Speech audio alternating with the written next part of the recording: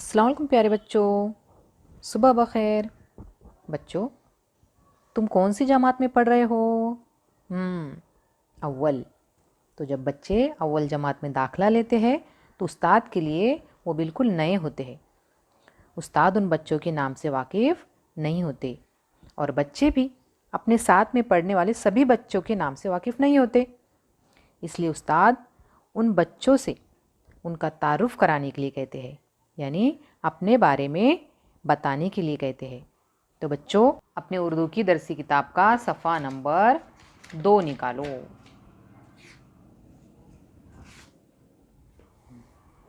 बच्चे का तारुफ। पहले हम तस्वीर का मुशाहिदा करेंगे। ये कौन है? लड़का और ये लड़की। इसका नाम अनवर है और इसका नाम शबनम है। अभी दूसरी तस्वीर देखो, क्या नज़र आ रहा है?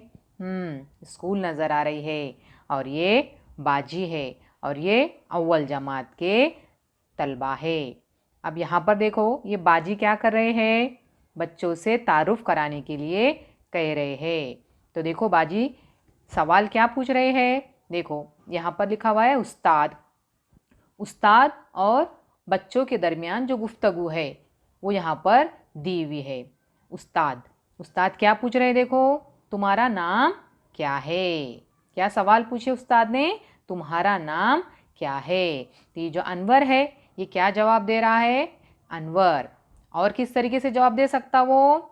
मेरा नाम अनवर है। सिर्फ अनवर भी कह सकता और क्या कह सकता? मेरा नाम अनवर है।